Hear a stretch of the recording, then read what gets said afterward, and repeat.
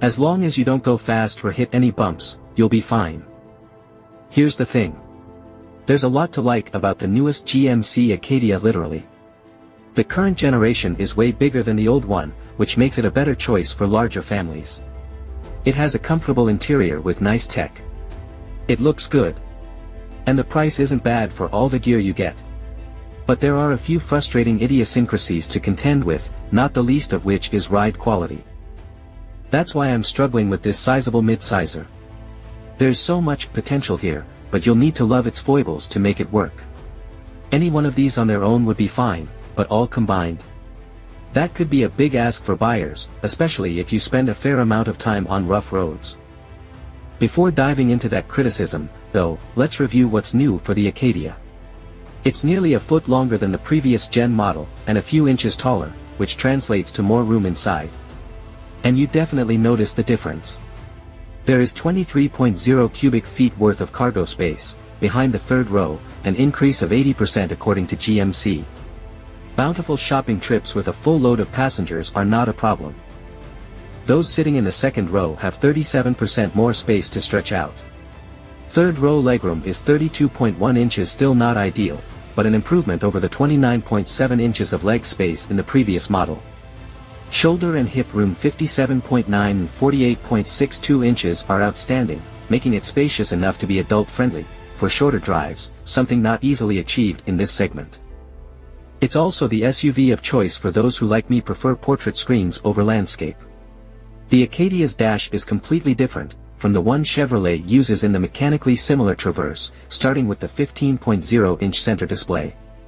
It's supplemented with an 11.0-inch driver display that's configurable with multiple layouts. This is all standard issue on the Acadia, but do yourself a favor and select the optional heads-up display. It's bundled into the $900 luxury package, and it's absolutely worth the price. The dash is busy but not cluttered. A bank of large toggles below the center screen provides quick, tactile access to climate settings. On your left are buttons for vehicle drive modes, auto start or stop, and a scroll wheel to dim interior lights. Two stalks extend from the steering column to control gear selection, turn signals, and windshield wipers. But those stalks aren't the same ones you used to know. In case you're wondering, this is where the foibles begin. The left stalk toggles up and down for turn signals, no big deal. It also contains toggles for the front and rear wipers, but they are embedded into the stalk and operated from the back. It's a little awkward to use at first, but the big problem is the up or down motion needed to use the wipers. You know what else goes up and down on that lever? Ask me how many times I inadvertently engaged the turn signal during my week with the Acadia. A simple rotary control on the end of the stalk would be so much better here.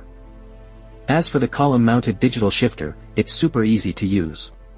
Pull it back and down for drive, back and up for reverse, and push the button on the end for park. But I have one minor gripe: it's counterintuitive to using the old manual PRNDL lever, where park is up. And this isn't purely a generational thing. Chevrolet and GMC still use PRNDL shifters on some pickup trucks. The headlight control is now purely digital. There's a small light icon on the lower left of the touchscreen to bring up a menu for headlights, parking lights, or automatic operation. It's at least a quick access feature on the main screen, but I noticed the control for driving lamps wasn't there.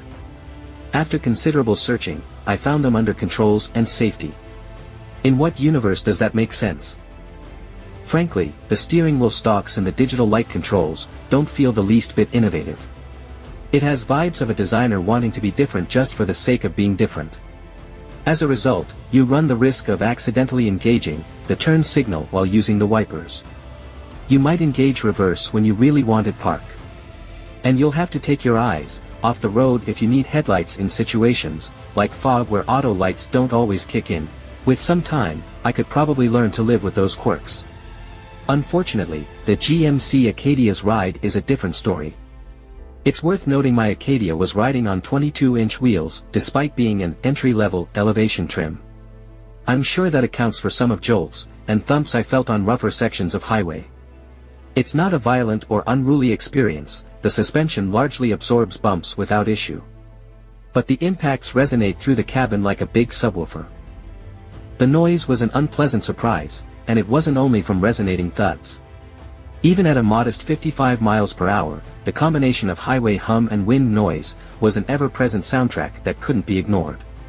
It wasn't so intrusive as to derail a pleasant conversation, but I knew exactly when I reached newer stretches of concrete on I-75 purely by sound. Big wheels and low-profile tires are notorious for such behavior, so an Acadia on 20s may offer a quieter, smoother experience. The rest of the revamped GMC is spot on. I had no issues with the Turbo 4, it has all the power you need with a little more in reserve, and the sound is unobtrusive.